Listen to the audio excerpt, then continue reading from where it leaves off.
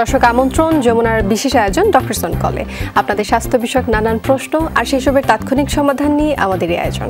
আপনাদের সাথে পুরো আয়োজন জুড়ে সাথে আছি আমি ডাক্তার সিদ্রা ইকবাল।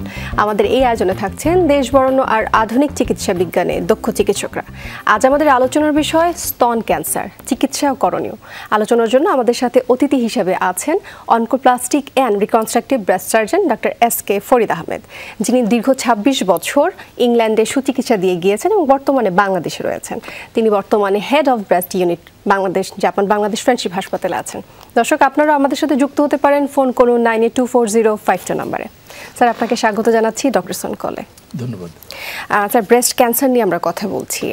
যে কথাটা না বললেই না, যদি ব্রেস্ট ক্যান্সার সময় মতো শনাক্ত করা যায় তাহলে ৯০% কিন্তু ঝুঁকি কমে যায় এবং মৃত্যুর হারটাও কিন্তু কম।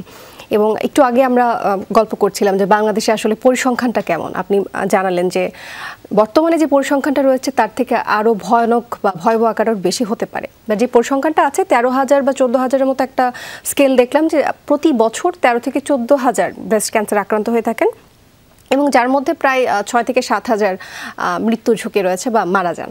আসলে এই চিত্রটা কেন? কি কারণে আমরা এত বেশি ব্রেস্ট ক্যান্সার পাচ্ছি এবং পাশাপাশি তার চিকিৎসা না করে এত বেশি মৃত্যুর হার বেড়ে যাচ্ছে? ধন্যবাদ। আসলে অনেকগুলো ফ্যাক্টর এখানে কাজ করছে। সবচেয়ে বড় ফ্যাক্টর যেটা হচ্ছে যে দেরি করে আসছে, এবং এটার জন্য সামাজিক ভয়ভীতি, লজ্জা এটা একটা ফ্যাক্টর। তারা অজ্ঞানতা বা অসচেতন এটা একটা ফ্যাক্টর। এছাড়া আর্থিক একটা সংকট এটা একটা ফ্যাক্টর রয়েছে।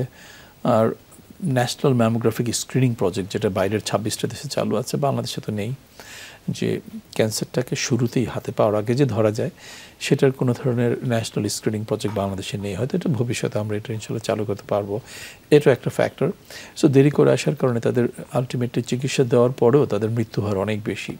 এছাড়া পুরনো আমলের চিকিৎসা, ধ্যান ধারণা, এই জিনিসগুলো রয়েছে, সেটাও কিন্তু ক্যান্সারের আউটকাম যেটা চিকিৎসার পরে সেটা একটা খারাপ দিকে যায়। খুব একটা ভালো আউটকাম হচ্ছে না বাংলাদেশে এই মুহূর্তে। আচ্ছা স্যার, ব্রেস্ট ক্যান্সার নিয়ে অনেক ধরনের কুসংস্কার রয়েছে। ডেফিনেটলি আপনার কাছে অনেক রোগীরা এসে সেই প্রশ্নগুলো করে থাকেন। তো আপনার কাছে একটু জেনে নিব আমাদের দর্শকদের জন্য যে এগুলো আসলে কুসংস্কার, কোন ধরনের কুসংস্কারের সম্মুখীন আপনার হতে হয়, কোন ধরনের প্রশ্ন আপনি পেয়ে থাকেন সাধারণত? প্রথম কথা হচ্ছে তাদের একটা ধারণা যে ব্রেস্ট ক্যান্সার হলেই মরে যেতে হবে। বাট ব্রেস্ট ক্যান্সার মানে যে এটা মরণঘাতী অসুখ না, এটা সঠিক চিকিৎসা হলে ভালো হওয়া যায়। এছাড়া অনেকে বলে ব্রা পড়লে নাকি ক্যান্সার হয়, সম্পূর্ণ ভুল ধারণা। ব্রেস্ট ক্যান্সার হলে ব্রেস্টটাকে ফেলে দিতে হবে, সবচেয়ে বড় ভুল ধারণা। স্যার, একটু ইন্টারাপ্ট করছি, ব্রার কথা বলছিলেন। মেয়েরা যে প্যাডেড ব্রাগুলো পরে বর্তমানে বাজারে যে ব্রাগুলো পাওয়া যায়, সেটা কি ব্রেস্ট ক্যান্সারের ঝুঁকি বাড়াতে পারে, এমন কোনো কথা আছে? এটা আমার জানা নেই, এরকম আমার কোনো তথ্য জানা নেই। ইনফ্যাক্ট এগুলো আসলে মোটামুটি মিথ বা ভুল ধারণা হিসেবে আমি ধরে নিব। আচ্ছা, তো যে কথাগুলো বলছিলাম যে ক্যান্সার মানেই যে ব্রেস্ট ফেলে দিতে হবে, বগলের সবগুলো নোট বের করে দিতে হবে, এগুলো সম্পূর্ণ ভুল ধারণা। এবং এই ভ্রান্ত ধারণাগুলো আমাদের ক্লিনিশিয়ানদের অনেকের মধ্যে রয়েছে, আবার সাধারণ মানুষের আত্মীয় স্বজনের তো রয়েছেই। এছাড়া এরকম একটা ধারণা যে বিদেশে গেলেই সব সুস্থ হয়ে গেল, সম্পূর্ণ ভুল ধারণা। আমাদের দেশে ইংল্যান্ডের আদলের একই চিকিৎসা দেশে অ্যাভেলেবল, শুধু ওইটাকে জায়গাটা চিনে সেখানে চিকিৎসা নিতে হবে। এবং আমাদের দেশের সরকারি হসপিটালগুলিতে কিন্তু চিকিৎসা একেবারে খারাপ নাই, হতে পারে অনেক অপ্রতুল রয়েছে, আরও বেশি দরকার, গভর্নমেন্টের আরও এখানে ফান্ডিং বাড়াতে হবে। আমরা যেমন প্রতি বছরে বাচ্চাদের যেমন একটা টিকার ব্যবস্থা আছে, মহিলাদেরও কিছু টিকার ব্যবস্থা রয়েছে, ঠিক তেমনও কিন্তু ব্রেস্ট স্ক্রিনিংয়ের জন্য সরকারিভাবে গভর্নমেন্টভাবে সেটা করা উচিত। তাহলে হয়তো বা অনেক অংশে আমরা এটা কমিয়ে আনতে পারবো। ব্রেস্ট ক্যান্সারের কোনো টিকা নেই না, আমি টিকার কথা বলছি না, স্ক্রিনিংয়ের কথা বলছি। সেটা যেমন নিয়ম মতো আমরা করে থাকি প্রতি বছরই, ঠিক তেমনটা যদি এটার ক্ষেত্রে করে থাকি যে প্রতি বছর প্রত্যেকটা মহিলার স্ক্রিনিং করতে হবে ব্রেস্টের, এটা সম্ভব, তাহলে অবশ্যই অনেক অংশে কিন্তু মৃত্যুর হারটা কমিয়ে আনা সম্ভব। এবং একটি পরিবার কিন্তু নির্ভর করে তার মায়ের উপর, পরিবারের একটা যে পরিবেশ রয়েছে তা কিন্তু অনেকটা একটা মায়ের উপর নির্ভর করে। সেই মা যখন ব্রেস্ট ক্যান্সারে আক্রান্ত হয়ে যান, তা আসলে একটা পরিবারের জন্য অনেকই দুর্ভাগ্যের বিষয়।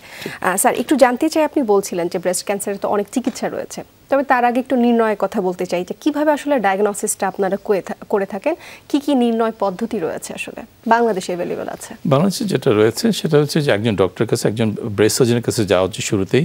অবশ্যই কোনো পেডিয়াট্রিশিয়ান, অর্থোপেডিক্স, গাইনোকোলজিস্ট বা হোমিওপ্যাথি এদের কাছে যাওয়ার প্রয়োজন নেই। ব্রেস্টের ব্যাপারে যাদের স্পেশালিস্ট ইন্টারেস্ট রয়েছে বা ব্রেস্ট সার্জন, তাদেরকে আগে দেখানো উচিত।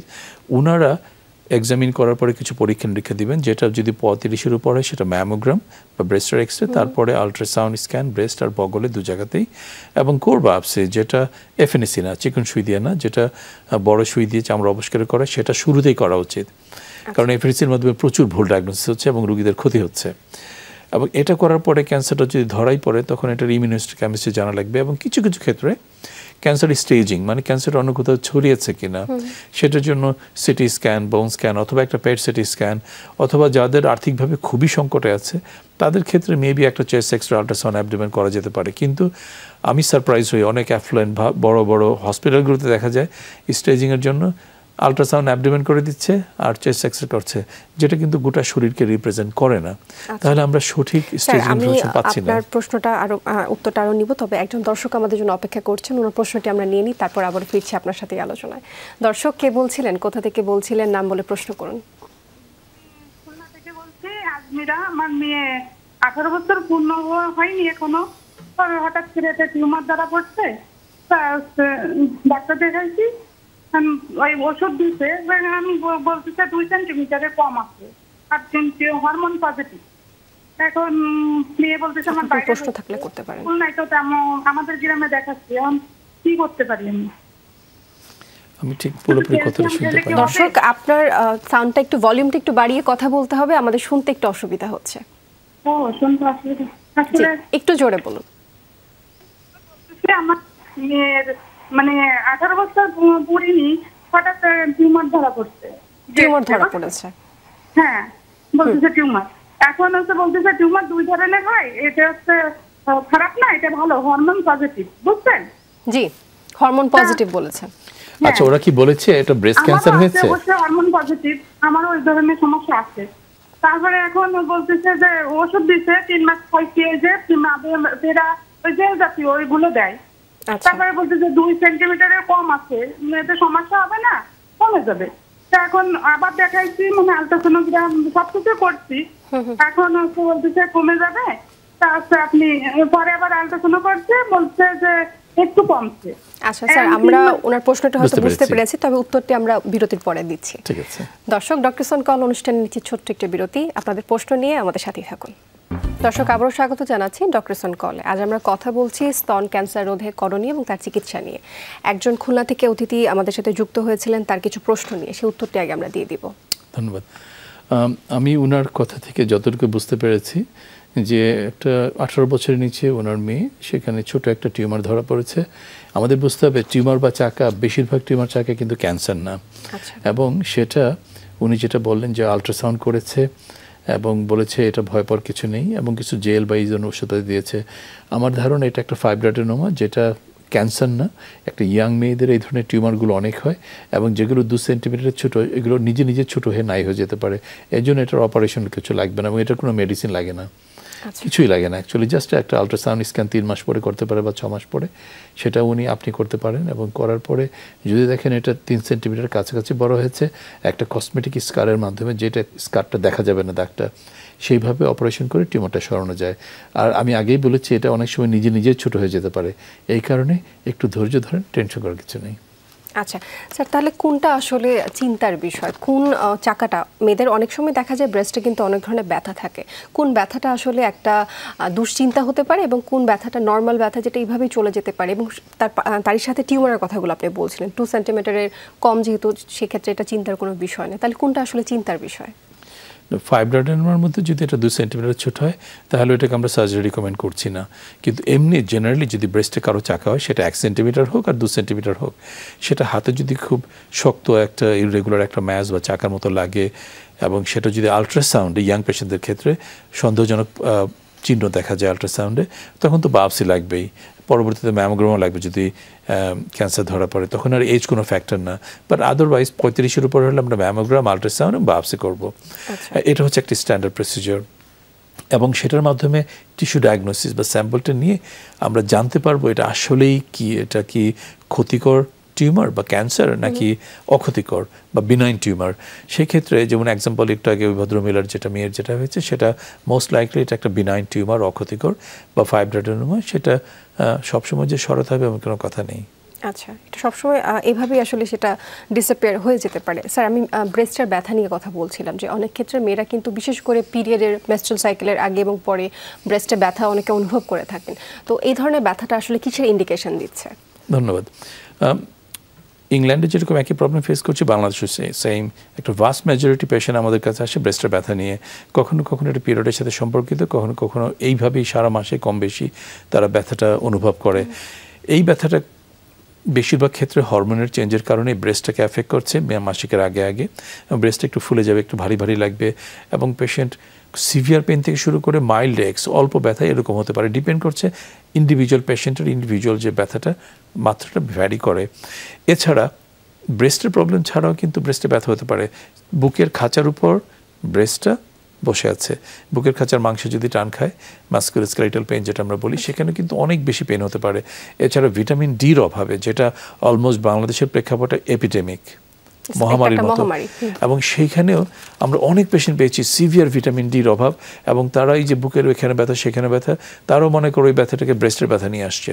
সুতরাং আমাদের একটু মাইন্ডফুল থাকতে হবে যে সব ব্রেস্টের ব্যথা খারাপ না, আর ইনফ্যাক্ট ব্রেস্ট ক্যান্সারের সাথে ব্রেস্টের ব্যথার কোনো সম্পর্ক নাই বললেই চলে। কারণ ব্রেস্ট ক্যান্সার নিজে কিন্তু একটা হচ্ছে অ্যাসিম্পটোম্যাটিক একটা ট্রিটমেন্ট, এবং হচ্ছে যেহেতু এটা অ্যাসিম্পটোম্যাটিক, ব্যথাটাও কিন্তু তেমন একটা হয় না। স্যার, আমি একটু এবার জানতে চাই নিপল ডিসচার্জের ব্যাপারে। যদি হচ্ছে ব্রেস্ট থেকে যে নিপল ডিসচার্জগুলো হয়, অনেকেরই হয় অনেকের হয় না, যদি হয়ে থাকে সেটা কিসে ইন্ডিকেশন দেয় এবং তা হওয়াটা কতটুকু ঠিক, বা এটার জন্য আমরা কি করতে পারি? ডিপেন্ড করছে এটা কার হচ্ছে। ইয়াং পেশেন্টদের যদি হয় তাহলে চিন্তা অলমোস্ট না করাই ভালো, আর যারা একটু 40 বা 50 আপওয়ার্ডস, এদের বেশি বয়স্ক, তাদের হলে খেয়াল রাখতে হবে। দুটো পয়েন্ট খুব ইম্পর্টেন্ট। নিপলের মধ্যে 15 থেকে 20টা দুধের নালী বা ডাক্ট রয়েছে, এবং এগুলো খুব ছোট ছোট, নিপল ওপেন করছে। যদি একটা পয়েন্ট থেকে স্পন্টেনিয়াস বা নিজে নিজে নিপল ডিসচার্জ হয়, সেটা ব্লাড স্টেইনড হোক বা থিক হোক, অথবা মিল্কি হোক, অথবা পুঁজির মতো দেখতে হোক, এই ডিসচার্জগুলো আমাদের কেয়ারফুলি ইভ্যালুয়েট করতে হবে। যদি একটা পয়েন্ট থেকে বের হয়, নিজে নিজে বের হয়। আর যারা হাত দিয়ে চেপে চেপে ডিসচার্জটা বের করে বা করার অ্যাডভাইস দেন, এটা ভুল ধারণা, এবং এটা করার কারণেই হয়তো নিপল ডিসচার্জের মাত্রাটা আরও বেড়ে যায়। সুতরাং আমি অ্যাডভাইস করবো যে যাদের নিপল ডিসচার্জ হয় তাদের দেখতে হবে যে একটা পয়েন্ট থেকে হচ্ছে কিনা, এবং এটা নিজে নিজে হচ্ছে কিনা। এর বাইরে যেগুলো চিন্তা করার কিছু নেই। এবং কিছু কিছু ক্ষেত্রে যদি দেখা যায় যে একটা ছোটো টিউমার গ্রো করে, অফটেন সেটা ক্যান্সার না, কিন্তু প্রচুর ফ্লুইড বের হয় নিপল দিয়ে, সেটাকে বলা হয় ইন্ট্রোডাক্ট প্যাপিলোমা। সেটার জন্য সিম্পল ডাক্টটাকে এক্সারসাইজ করা হয়। এবং আমাদের দেশে আমরা নতুন ট্রেন্ড দেখতে পাচ্ছি, ডাক্টোগ্রাফি, এক ধরনের ডাই দিয়ে পরীক্ষা করছে, সম্পূর্ণ ওল্ড ফ্যাশনড টেস্ট, যেটা আমরা বিলাতে প্রায় 26-27 বছর আগে বন্ধ হয়ে গেছে। এটা দেখি বাংলাদেশের কিছু কিছু লিডিং ডক্টররা করছেন। এটা আমাদের জন্য একটু পেইনফুল, বেদনাদায়ক, কারণ আমরা তো আরও আধুনিক জিনিসগুলো অ্যাপ্লাই করব, কেন আমরা ওল্ড ফ্যাশন পুরনো দিনে ফেরত যাব, এবং এটার কোনো সলিউশনও দেয় না। সুতরাং বেশিরভাগ নিপল ডিসচার্জের জন্য কোনো অ্যান্টিবায়োটিক দেওয়ার প্রয়োজন হয় না।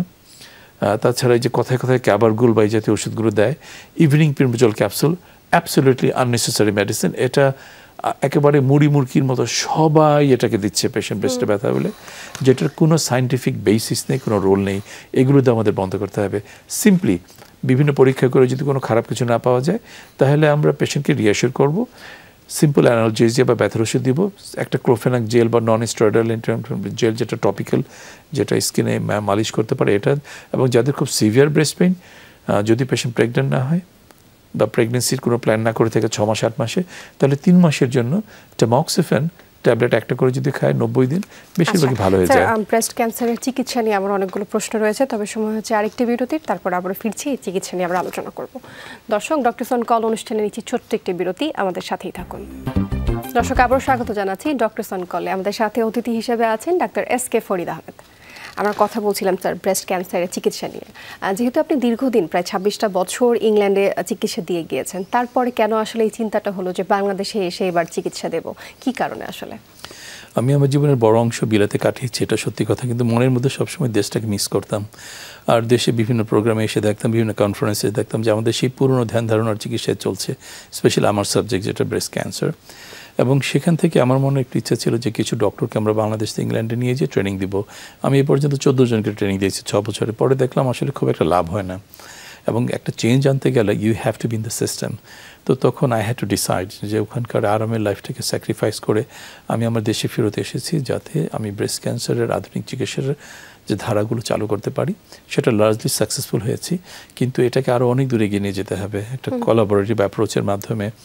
সো বাংলাদেশেই এখন আমরা ইউকের স্ট্যান্ডার্ডের সব চিকিৎসাগুলো দিতে পারছি, এবং আমি আশাবাদী ভবিষ্যতে যদি আমি পোস্ট গ্রাজুয়েট ট্রেনিংয়ের ইনভলভ হতে পারি, আমি অর্ডার দেশের যারা আছে তাদের সাথে কোলাবোরেটিভ অ্যাপ্রোচে কাজ করে সেই আধুনিক চিকিৎসার ট্রেনিংগুলো যদি আমরা সবাইকে দিতে পারি, তাহলে সাধারণ মানুষ প্রান্তিক পর্যায়ে ডক্টরগুলো যারা যাবে চিকিৎসাটা আসলে পাবে।